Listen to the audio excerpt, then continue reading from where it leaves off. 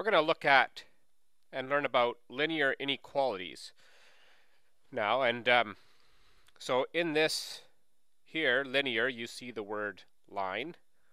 So we're going to be doing things with lines. And an inequality, if you remember, are these sorts of symbols. Less than or equal to, greater than or equal to, less than or equal to, greater than or less than. So we're going to look at linear lines and then looking at regions where it's greater than or equal to, less than or equal to, greater than or less than. For now, let's just do a little bit of review here because we need to build upon these skills. So say we were going to look at this. This is not an inequality because it has an equals sign.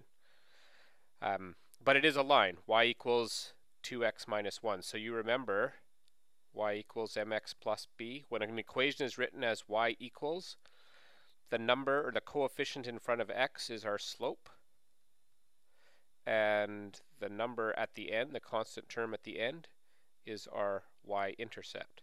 So looking at this equation right here, y equals 2x minus 1, you'll remember that the slope of this line would be 2, or written as a fraction, 2 over 1, and the y-intercept would be minus 1. So remember, if we were asked to graph this, we would start first of all with the y-intercept at minus 1. Let's get a different pen color here. Let's go a blue graph.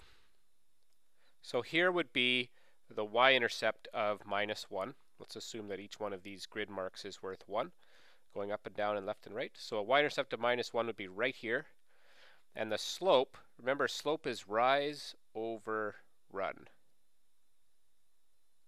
So on this line, I need to be going up 2 and over 1, to the right 1, each time for my y-intercept. So here's my y-intercept to minus 1. I would go up 2, rise of 2, and a run of 1, dot. Rise of 2, run of 1. Rise of 2, run of 1. And then we would connect these dots. And I could go and do over 1 down 2, over 1 down 2, and do some more points down here. So this would be the graph of y equals 2x minus 1. Well, what if we're asked to sketch the graph of y is less than or equal to 2x minus 1? Let's go back and look at what we just did here. The y equals 2x minus 1. Remember, every single point that is on this line will work in this equation. So let me tell you what I mean. This would be the point 1, 2, 3, 1, 2, 3, 4, 5. So this is the point 3, 5. This point is on this line. That means if I put 5 in for y, because that's the y value, and 3 in for x, they should be equal. Well, doing the little bit of arithmetic here, 2 times 3 is 6, 6 minus 1 is 5. You can see 5 equals 5. And if I take every single one of these points, so on, and if I substitute them into this equation, they'll all end up working. Every point on this line satisfies or works in this equation. So what about this? Well, now I need to find any number y as long as it's smaller than or equal to 2x minus 1.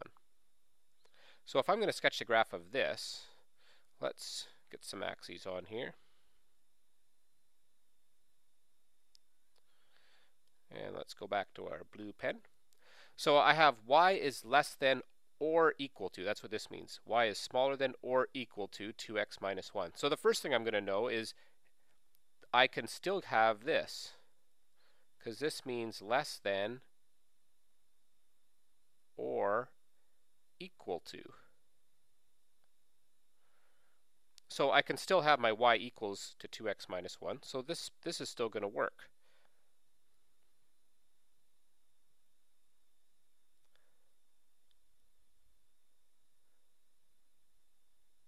So all these points, like for instance this one, which was 3, 5, if I were to put it into this inequality, 5 in for y, 2 in for x, 3 in for x,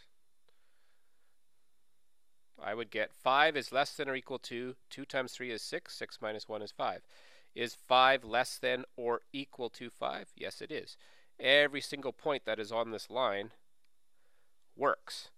But there's going to be a whole pile of other points that work as well. Let's see what happens here if I try a point that's not on the line. Let's try this point right here. This is the point 3, 1. Let's see, does this point here, 3, 1, work? Let's check it out by substituting it in. So we're saying that y is going to be 1. Is 1 less than or equal to 2 times 3 minus 1? I think so. 2 times 3 is 6. 6 minus 1 is 5. Is 5 less than is 1 less than or equal to 5? Yes. So this point works. And what you're going to find is that all of the points that are below this line will work. These are where all the y values are smaller than 2x minus 1. So what we do is we take your little pen and we shade all of these points below the line. And so that tells us that any point in this region, including the line here, will be a point that satisfies this inequality. If we were to try a point above the line here, let's pick this one right here. It's a simple one, 0, 0. Let's pick this point right here, the origin. And if we substitute that in, we'd put 0 in for y, we'd put 0 in for x, and we get, is 0 smaller than minus 1? No, 0 is not smaller than or equal to minus 1. 0 is a larger number than negative 1. So this point would not work. And none of the points above here would work as well. Let's look at another example. How about x plus y is greater than 4? Well, this one we've got to do a tiny little bit of work here before we can get it in y equals mx plus b form. So before we can graph things conveniently, we want to know what the slope and the y-intercept is. So we've got to do a little bit of algebra. Let's move this x over to the other side. So I'll minus x. That'll wipe that out. Now I'll have a minus x on this side. And so I have y is greater than negative x plus 4. So now I know that the slope is, remember if there's no number in front here, it's really a 1. So it's a minus 1 over 1. And my y-intercept is 4. So I'm going to go down here to 4. Up here to 4. 1, 2, 3, 4. Dot. And my slope is negative 1. So I'll go down 1 over 1. Rise over run. So when it's negative, the rise, we're going down. So down 1 over 1, down 1 over 1, down 1 over 1, and so on. Now, this question's a bit different than the last one. The last one, we had y is less than or equal to. So remember when we did our line here, this line right here, this line was represented all the points where it was equal to. In this one, we don't have equal to, we just have greater than. So that means this line is going to form our boundary. This is a boundary line. Just like this one was. This was like a boundary line and we ended up shading all the points below it. But in this case we could use all the points on the line. They all worked because it could be equal to. In this question we can't use the points that are on the line because it can't equal 4. So for instance, let's take this point right here. This is the point 1, 3, this one. When you put 1 in for x and 3 in for y, 1 plus 3 is 4. The question is 4 greater than 4? No, it's not. So when you have greater than or less than, all we do is we do a little dashed line. And that'll indicate to the people looking at our graph that the points on this boundary line do not count. They do not work in this inequality because we do not have the equal to piece underneath. So now we just have to figure out, are we going to include all the points above the line or are we going to include all the points below the line? So what we do is we'll just take a test point, just like we did here. We tested the point 3, 1, that was this point right here. and we saw that it worked. I always like to pick 0, 0 just because it's an easy one. As long as that point 0, 0 is not on your line, it's a good one to test. So let's see what happens here when I put 0, 0 in this inequality. So 0 for x and 0 for y would look like this. 0 plus 0 is 0. Is 0 greater than 4? No, it's not. So this point right here that we tried did not work. It did not work in this equation. It did not satisfy the equation. So if this point doesn't work, then I know these points are not going to be my solution. They must be all the points above the line. And so this will be the region that I'm going to shade. You could test a point above the line. Let's pick this point right here. What is it? 1, 2, 3, 4. 1, 2, 3, 4. So it's the point 4, 4. If you put 4 in for x and 4 in for y, 4 plus 4 would be 8. Is 8 bigger than 4? Yes, it is. But really, you just need to do 1 point, as long as you're sure you did your math right. If the point works, so if this point did work when we tested it, we could shade all the points on this side of the line.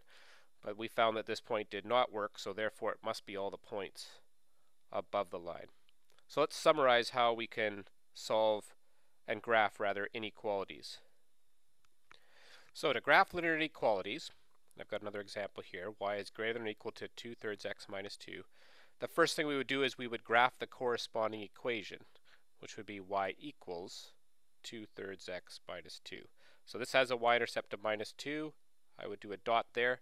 It has a slope of 2/3, so from there I go up 2 over 3, dot, up 2 over 1, 2, 3, dot.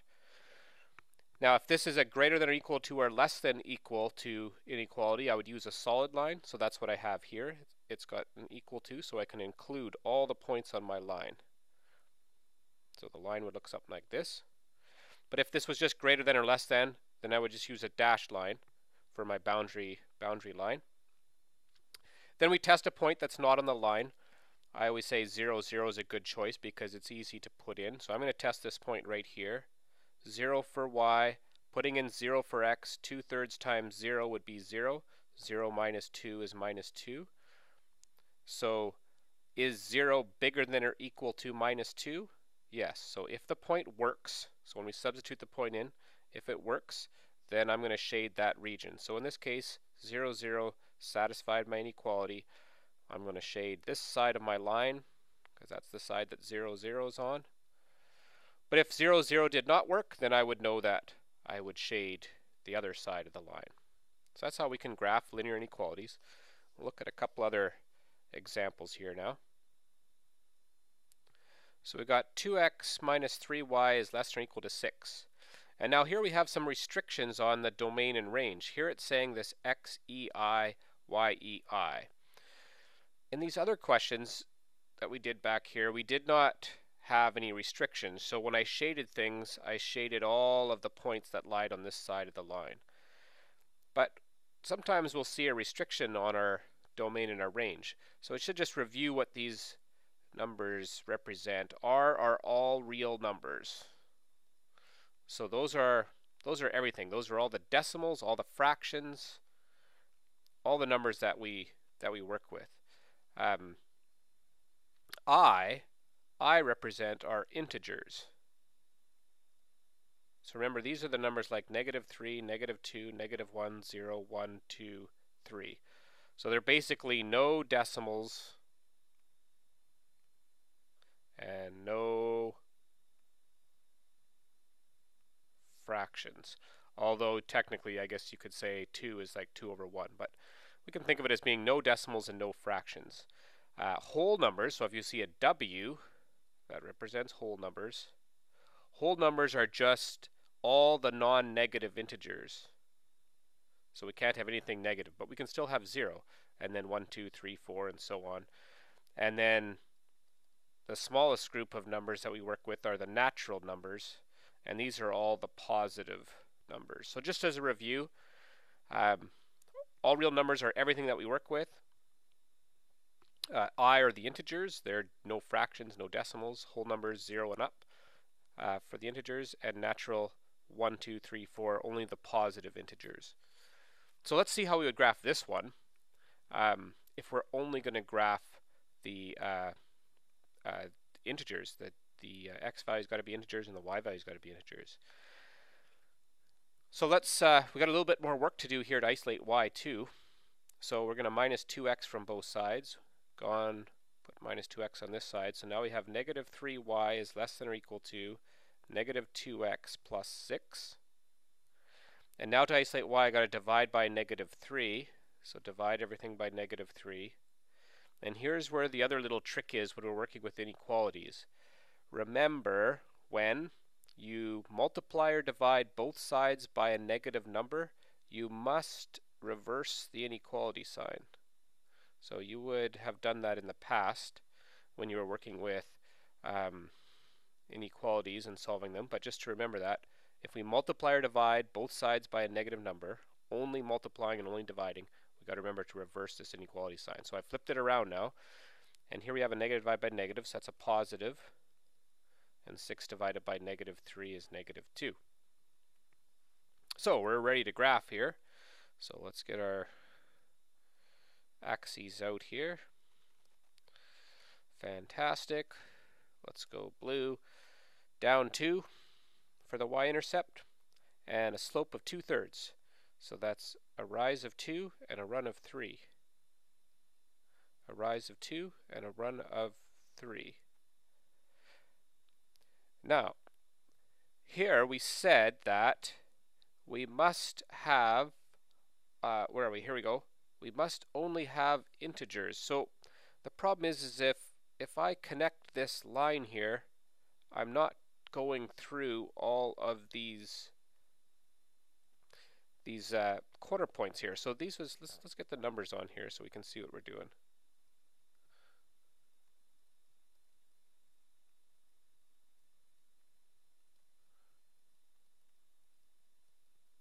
So if I were, I'll just draw this one line through this part here and here.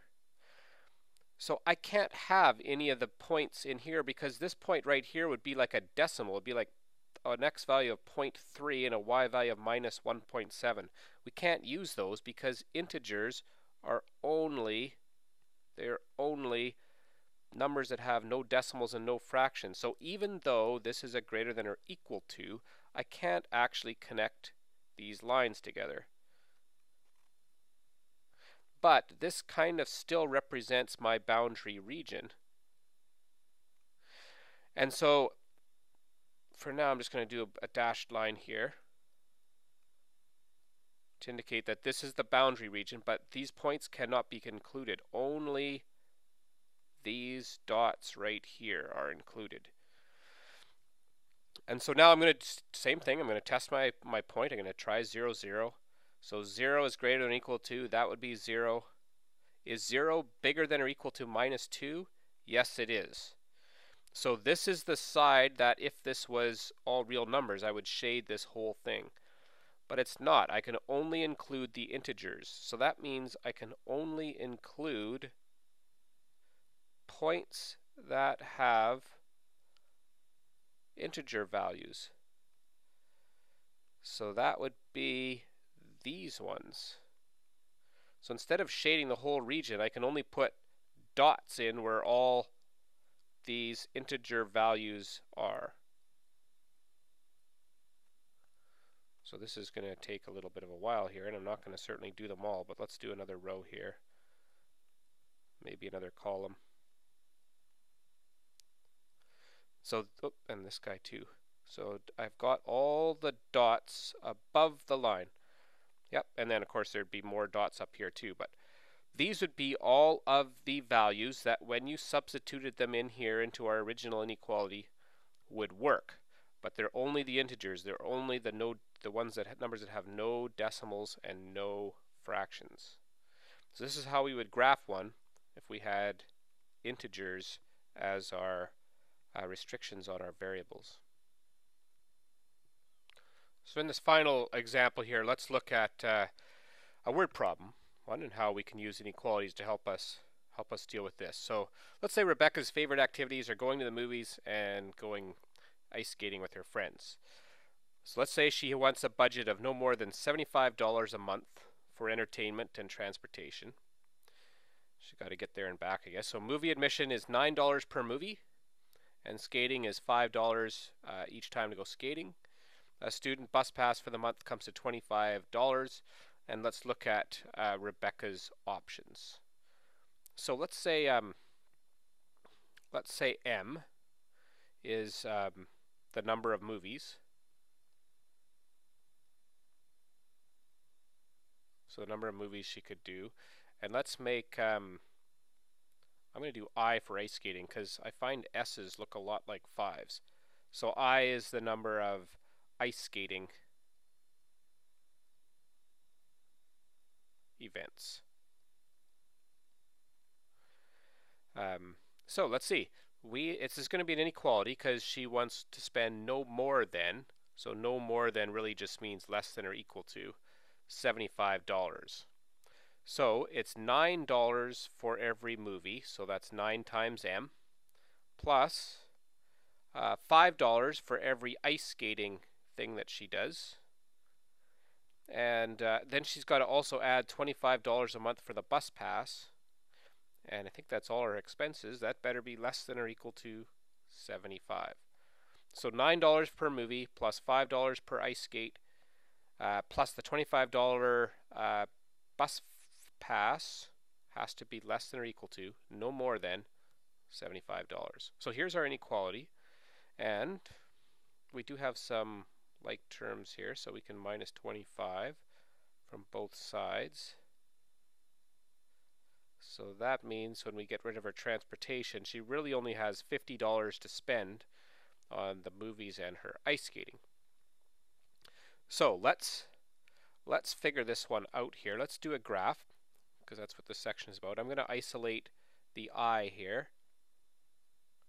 So 5I would be less than or equal to, bring this to this side, negative 9M plus 50, and then I would divide by 5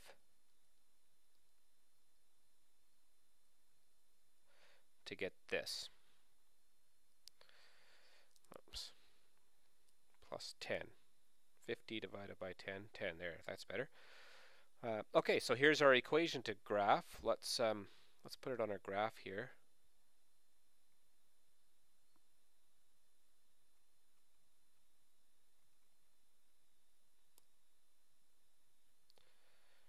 And so I is like our y-axis, so this will be I, y equals mx, so this will be like m down here. And then this is a word problem, so we got to think about things that actually make sense. So these would be positive m values. These, in theory, would be negative m values. But would it make sense that the number of movies are negative? It wouldn't, would it? So m really just has to be greater than or equal to 0. You can't go to negative number of movies. And the same thing with our y values. Our ice skating events, they really can't be negative as well. So these would be some restrictions here. We'd have to assume then that the number of movies are greater than or equal to 0, and the number of times you go ice skating has to be greater than or equal to 0, because in this case negative values don't make any sense. So really we're only concerned with this quadrant up here. We call this quadrant 1. So we're only going to be really graphing in this region. So let's see, we've got a y-intercept of 10. 1, 2, 3, 4, 5, 6, 7, 8, 9, 10. So right here, maybe I should get a different color. Let's go red for graphing. So there's our y-intercept, and a slope of negative 9/5. So down 9 over 1, 2, 3, 4, 5. And then we go down 1, 2, 3, 4, but this isn't going to work because we're in the negatives. So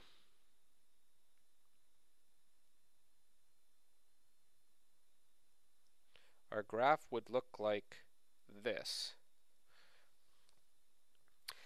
And we would also have to look at some other restrictions here. We can't really say we're going to go ice skating 1.3 times. Or, sorry, there's be 1.3 would be right here. So this is a situation where m and I are both going to be really whole numbers. We could go 0 times We could go 1 time, 2 times, 3 times, but there's no way we can go 1.2 times to the movies or 6.5 times ice skating. So her options would be she could do this scenario, this scenario. It's going to be all of these scenarios here. This is going to be another dot one.